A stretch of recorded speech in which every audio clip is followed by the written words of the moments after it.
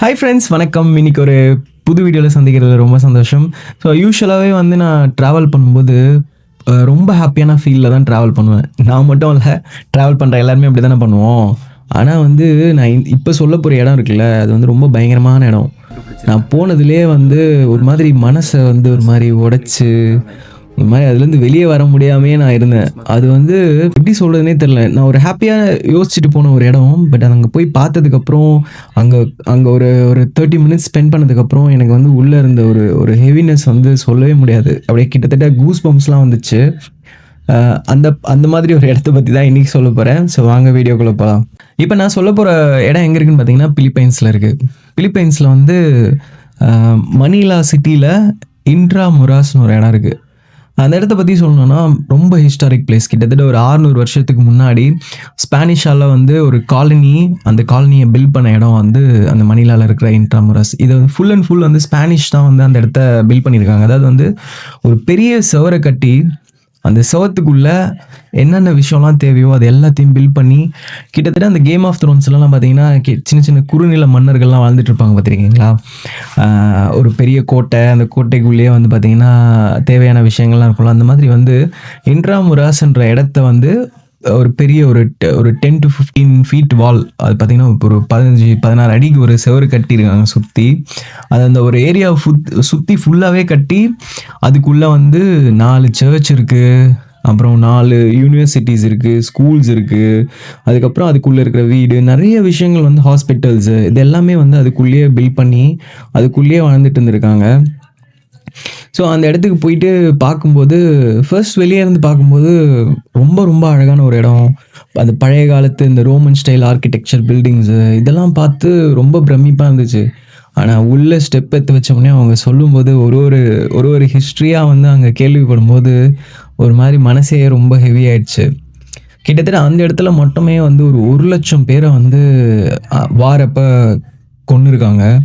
லிட்ரலாகவே வந்து இந்த second world war டைமில் வந்து பிலிப்பைன்ஸ் வந்து பார்த்திங்கன்னா யூஎஸ்க்கும் ஜப்பானுக்கும் நடந்த போரில் வந்து நடுவில் மாட்டிக்கின ஒரு சுண்டிலி மாதிரி ஆயிட்டாங்க. இந்த இடத்த பற்றி மெயினாக சொல்லணும்னா, செகண்ட் வேர்ல்டு வார் டைமில் பார்த்தீங்கன்னா அமெரிக்காவுக்கும் ஜப்பானுக்கும் வந்து சண்டை நடந்துகிட்ருக்கு.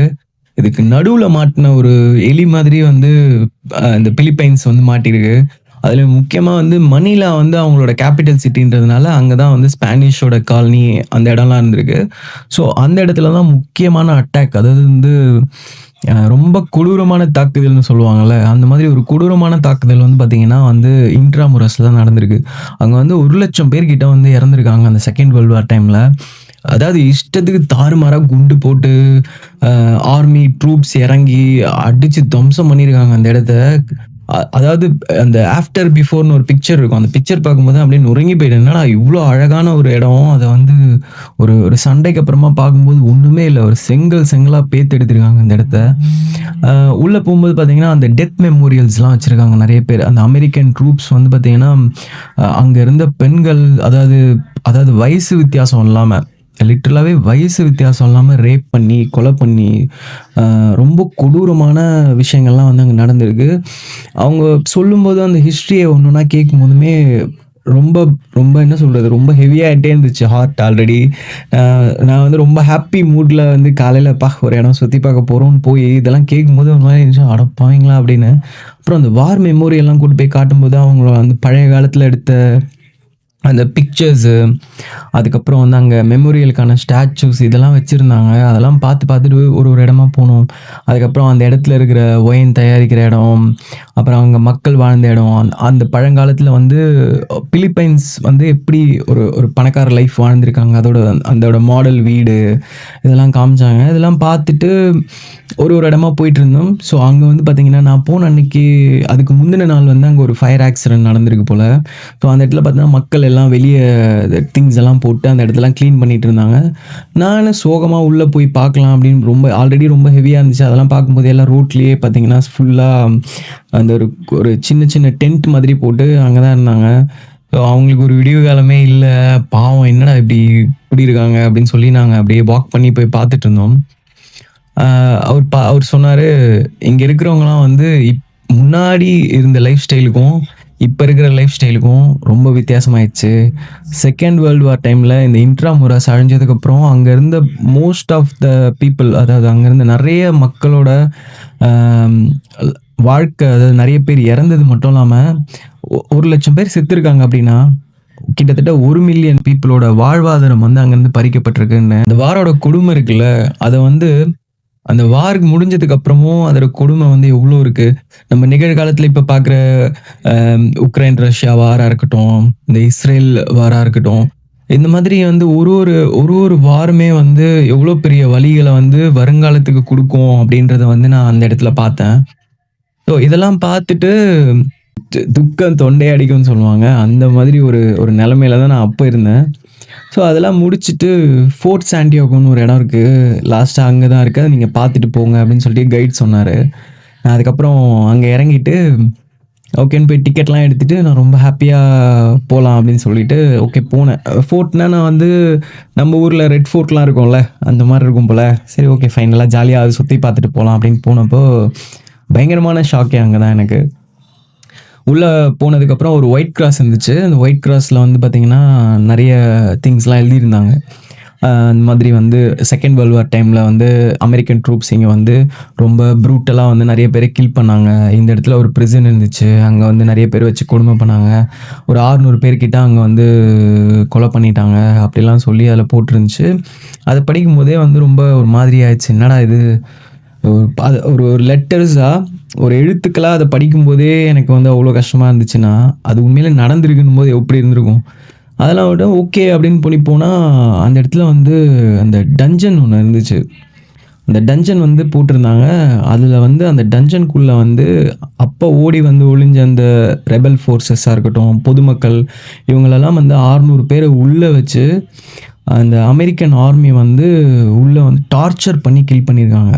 ரொம்ப ப்ரூட்டலாக டார்ச்சர் பண்ணி சுட்டு கொன்று, சித்திரவதை பண்ணி கொன்று, இந்த மாதிரி வந்து நிறைய பேரை வந்து அப்படி இது பண்ணியிருக்காங்க. ஸோ அந்த இடத்துக்கு வந்து ஒரு மெமோரியல் மாதிரி வச்சுருந்தாங்கன்னு சொல்லிட்டு அந்த டஞ்சனுக்குள்ளே போகலாமா அப்படின்னு யோசிச்சுட்டு இருந்தேன். பட் போய் பார்க்குறதுக்கு வழி இருக்குதுன்னு சொல்லிட்டு எல்லாம் போட்டிருந்தாங்க. நானும் அது உள்ளே இறங்கி போயிட்டேன். உள்ளே இறங்கி போனோன்னே அந்த டஞ்சன் பார்த்தோன்னே ஒரு நிமிஷம் என்ன சொல்கிறது, அந்த பிரேக் அவுட் சுச்சுவேஷன் வரும்.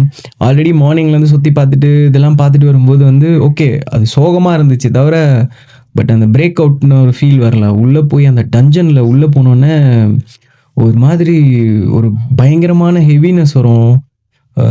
ஒரு 600 பேரோட ஒரு அந்த குரல் வந்து என் காதில் கேட்குற மாதிரி ஒரு ஃபீல். நான் வந்து சொன்னால் நம்ப மாட்டேங்க, நீங்கள் அந்த இடத்துக்கு போய் நின்னா தெரியும். எனக்கு என்ன அறியாமல் கூஸ் பம்ப்ஸ் வந்துச்சு. ஏன்னா அங்கே வந்து அந்த ஸ்டாச்சூஸு, அப்புறம் வந்து அப்போது அந்த அந்த 600 பேரையும் அவங்க அந்த கொன்று அந்த இடத்துல போட்டுட்டு போயிட்டாங்க. அதை வந்து உடனே கண்டுபிடிக்கல, அவங்க வந்து கொஞ்ச நாள் கழித்து கண்டுபிடிச்சிருக்காங்க. அதனால வந்து அங்கே இருக்கிற பாடிஸ்லாம் ஆல்மோஸ்ட் ஒரு ஆஃப் டீகம்போஸ் ஆயிடுச்சு. அதில் வந்து சின்ன குழந்தைங்க, பெண்கள், அதுக்கப்புறம் வந்து நிறைய சின்ன சின்ன பசங்க, இவங்களெல்லாம் வந்து கொன்றுருக்காங்க. கை குழந்தை முதல் கொன்றுருக்காங்க. அதெல்லாம் வந்து அங்கேயே இருந்து ஒரு மாதிரி அழுகி ரொம்ப மோசமான டீகம்போஸ்ட் ஸ்டேஜில் வந்து கண்டுபிடிச்சிருக்காங்க. சத்தியமாக இதையும் பண்ணி பலவீனமானவங்க இது பார்க்கவே முடியாது. மேலே வந்து ஒரு மாதிரி ஆகுது உள்ளே நிற்கவே. இங்கே பாருங்க, கூஸ் பம்ப்ஸ் ஆகுது. இந்த இடத்துல வந்து இந்த சின்ன டஞ்சனுக்குள்ளே யோசிச்சு பாருங்க, கிட்டத்தட்ட 600 பேர் வந்து கொன்று இங்கே போட்டிருக்காங்க. அது வந்து அழுகினதுக்கப்புறம் தான் வந்து கண்டுபிடிச்சிருக்காங்க. அதோட ஃபோட்டோஸ், சின்ன குழந்தை, பெரியவங்கன்னு பயங்கர மோசமாக வந்து இது பண்ணியிருக்காங்க அமெரிக்கன்ஸ் இங்கே. அது வந்து பார்க்கும்போது பார்த்தீங்கன்னா, அந்த ஃபோட்டோஸ் பார்க்கும்போதே அப்படி அந்த தரையாக கண்ணில் தண்ணி வர மாதிரி ஒரு ஒரு ஒரு பயங்கரமான இடமாயிடுச்சு. நான் உள்ளே நடந்து அந்த டஞ்சன்ஸ் போகிறோம், ஒரு இடமா போகிறேன். எனக்கு ஏதோ மேலே ஒரு 4-5 பேர் ஏறி நம்மளை அமர்த்தினா எப்படி இருக்கும், அந்த மாதிரி ஒரு ஃபீல் ஆயிடுச்சு எனக்கு. வெளியே வந்து விளாக் வீடியோ எடுத்துகிட்ருக்கேன், என்னால் பேசவே முடியல, தொண்டெல்லாம் அப்படியே கவுது. எனக்கு இப்போயே நினச்சாலே ஒரு மாதிரி இருக்குது. ஏன்னா அந்த இடத்துலேருந்து நான் வந்துட்டேன், வீடியோ எடுத்துகிட்டே வந்தேன். எனக்கு கொஞ்ச நேரத்துக்கு அப்புறம் பேச்சே வரல. என்ன அறியாமல் ஒரு மாதிரி கண்ணிலேருந்து தண்ணி வர மாதிரி ஒரு ஃபீல் ஆயிடுச்சு. அதுக்கப்புறம் நான் வீடியோ கட் பண்ணிட்டு ரூமுக்கு போயிட்டு கிட்டத்தட்ட நான் ஒரு 2 நாள் விளாகும் பண்ணல, ஒன்றும் பண்ணல. கேமராலாம் தூக்கி ஓரம் வச்சுட்டேன். ஏன்னா வந்து சில நேரம் வந்து நான் வந்து ட்ராவல் பண்ணும்போது நான் ஒரு மேக்ஸிமம் ஒரு ஹாப்பியான மூமெண்ட்ஸ் மட்டும்தான் காட்டணும் அப்படின்னு நினைப்பேன். ஏன்னா வந்து ட்ராவல் பண்ணுறவங்களோட மெயின் கோலே வந்து நமக்குள்ள 1000 சோகம் இருக்கும், 1000 கஷ்டம் இருக்கும், 1000 ஸ்ட்ரெஸ் இருக்கும். இதெல்லாம் பர்ஸ்ட் அவுட் பண்ணி ஒரு புது இடத்துக்கு போகும்போது பார்த்தீங்கன்னா, நம்பள மறந்து நம்ம வேற ஒரு பெர்சனா அங்க இருக்கணும். ஸோ, இதனால வந்து நமக்குள்ள இருக்கிற அந்த நெகட்டிவான திங்ஸ் எல்லாம் வெளிய போய், கொஞ்சம் பாசிட்டிவிட்டி வந்து நமக்குள்ள வந்து, நம்ம வேற மாதிரி ஒரு பெர்சனா வந்து திரும்பி ஊருக்கு போவோம். ஸோ, இது வந்து ட்ராவலோட ஒரு ஒரு நல்ல விஷயம். பட் ஆனா, அங்க போய் அத அத அந்த விஷயங்கள பார்த்துட்டு நான் ஹோட்டலுக்கு போய் அங்க ஸ்டே பண்ணும்போது, ஒரு 2 நாளைக்கு எனக்கு அதுலேருந்து வெளிய வர முடியல. நம்ம வந்து ப்ரூட்டலான விஷயம், அதாவது ரொம்ப கொடூரமானவங்க, இல்ல கொடூரமான விஷயங்கள்னு சொல்லி நம்ம எதையோ சொல்லுவோம். ஆனா, உலகத்திலேயே வந்து கொடூரமான விஷயம் மனுஷன் தான் அப்படின்றது வந்து எனக்கு அன்னைக்கு தான் தெரிஞ்சது. ஏன்னா, ஒரு ஒரு ஒரு மனுஷன் இவ்வளோ தூரம் டார்ச்சர் பண்ண முடியும், இவ்வளோ தூரம் வந்து இது பண்ண முடியும்ன்றது வந்து என்னால ஏத்துக்கவே முடியல. அன்னைக்கு பார்த்துட்டு வெளிய வந்ததுக்கப்புறம் ஒரு ஒரு 2 நாள் அதுலேருந்து வெளிய வர முடியல. நான் ஃபோன் பண்ணி எல்லாருக்குமே சொல்லிட்டு இருந்தேன் இந்த இடத்த பத்தி. ஸோ, வீடியோல வந்தப்புறமும் நான் வீடியோல எடுத்து போட்டேன். பட் ஆனாலுமே அத வந்து அந்த வீடியோல என்னால பெருசா எக்ஸ்ப்ளைன் பண்ணவே முடியல அந்த இடத்த பத்தி. அதனால தான் இந்த வீடியோல நான் அந்த இடத்த பத்தி உண்மையிலேயே சொல்லணும். சரி, நீங்க பிலிப்பைன்ஸ் போனீங்கன்னா ஒரு வாட்டி அந்த இடத்த போய் பார்த்துட்டு வாங்க. இது வந்து அ நீங்க லைஃப்ல கண்டிப்பா பார்க்க வேண்டிய இடம்ன்றதுக்காக நான் சொல்லல. இல்ல வித்தியாசமான இடம்ன்றதுனால சொல்லல. சில இடம் வந்து நமக்கு சந்தோஷமான நினைவுகள் மட்டும் இல்ல, சில இடங்கள் வந்து நமக்கு பாடமும் சொல்லி தரும். ஸோ, அந்த மாதிரியான ஒரு இடம். ஸோ, இந்த இடத்த பத்தி சொல்றதுல வந்து எனக்கு சந்தோஷம் கிடையாது. பட் ஆனா அந்த மெமரிய ஷேர் பண்ணிக்கிறதுல வந்து எனக்கு கொஞ்சம் கொஞ்சம் ரிலீஃப் இருக்கும்னு நெனச்சேன். ஸோ, அதனால தான் இந்த வீடியோ சொன்னேன். இந்த வீடியோ பிடிச்சிருந்ததுன்னா என்னோட வீடியோஸ்க்கு லைக் பண்ணுங்க, ஷேர் பண்ணுங்க, கமெண்ட்ஸ் பண்ணுங்க. மோஸ்ட் ஆஃப் த பீப்பிள் வந்து என்னோட வீடியோ வந்து சப்ஸ்கிரைப் பண்ணாம தான் பார்க்குறீங்க. கிட்டத்தட்ட 95% தயவு செஞ்சு கொஞ்சம் சப்ஸ்கிரைப் பண்ணி பார்த்தீங்கன்னா எனக்கு ரொம்ப சந்தோஷம். ஸோ, நம்ம சேனல் க்ரோத் ஆச்சுன்னா இன்னும் நிறைய வீடியோஸ் வந்து எனக்கு போடுறதுக்கு நிறைய பூஸ்ட்டாக இருக்கும். ஸோ, அடுத்தடுத்து போடுற வீடியோஸ் வந்து உண்மையிலேயே ஸ்பெஷலான வீடியோஸ் போடுறேன். ஸோ, அடுத்ததா வந்து சுவிட்சர்லாந்தில் சுடுகாடு எப்படி இருக்குன்னு பார்த்துருக்கீங்களா? அந்த வீடியோ போடுறேன். ஓகேவா? Until then bye. This is Thiru vlogs.